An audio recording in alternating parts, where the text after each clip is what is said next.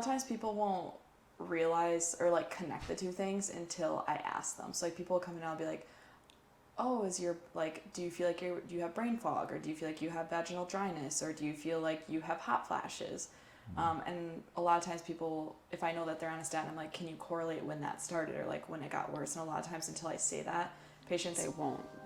Sorry about that. Sorry, I was starting to laugh because the dog, I realized his butt was on my foot. Patients can't make that connection. Yeah. But the other thing too is like LDL, like people make it sound like LDL is like the bad guy, right? They say HDL is like your happy cholesterol and LDL is your lousy cholesterol.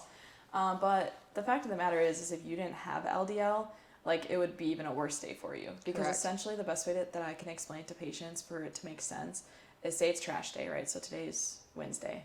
It is. It's not trash day for me, but let's just say it's trash day.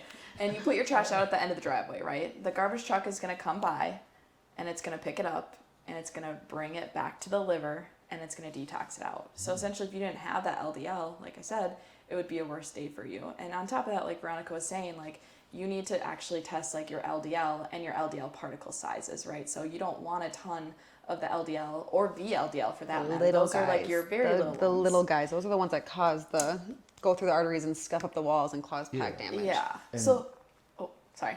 Go ahead. I was just going to say, like, the best way that I can explain that part to patients, like, if we get, if they come in with high blood pressure or whatever it is, like, we'll run a LPP panel, essentially, which is a cardiometabolic panel.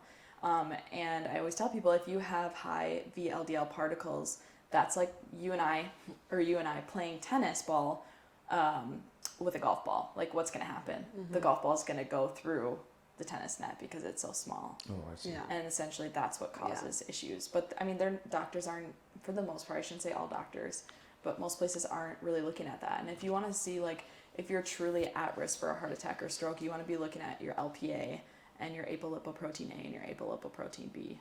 And obviously you have to look at all that markers stuff too, but you have to look at all of it, and they're not looking at all of it. They run the lipid panel. So they run your total cholesterol, your HDL, your LDL, and your triglycerides. A lot of times they aren't even running the VLDL. Yep. So they get this total, and okay, so let's just say that someone comes back with a high cholesterol, but they have high HDL cholesterol. They'll still want to stick them on a statin, even though the reason why their cholesterol is high is because of the HDL cholesterol. And it's got nothing to do, like, even like their triglycerides are perfect, their LDL is fine, but their HDL is high.